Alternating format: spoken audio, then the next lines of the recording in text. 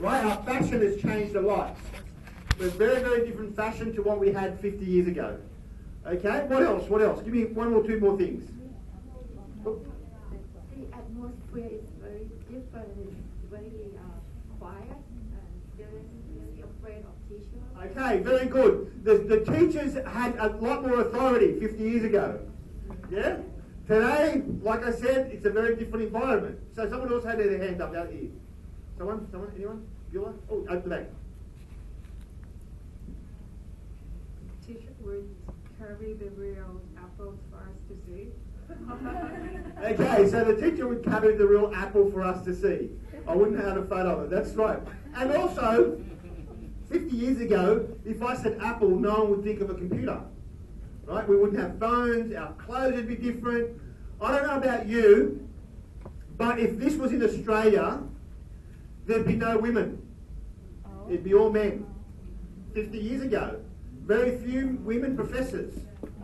Probably in a room with 120 people, probably 2, maybe 3 women. In Australia, 50 years ago, we had the White Australia policy, which limited migration only to people from certain parts of Europe.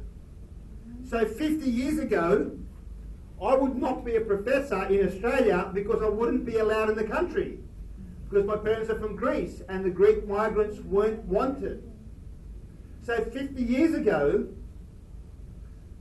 almost everything would be different. It's almost impossible to imagine how different the world was compared to today.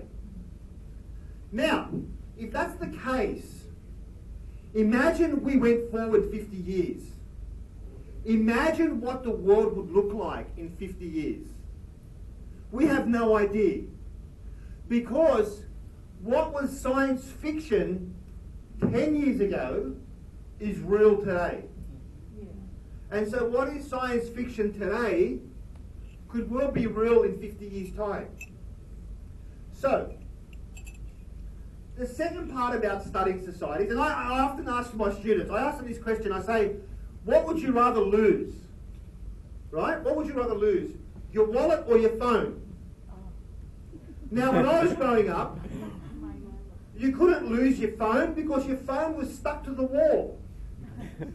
Right?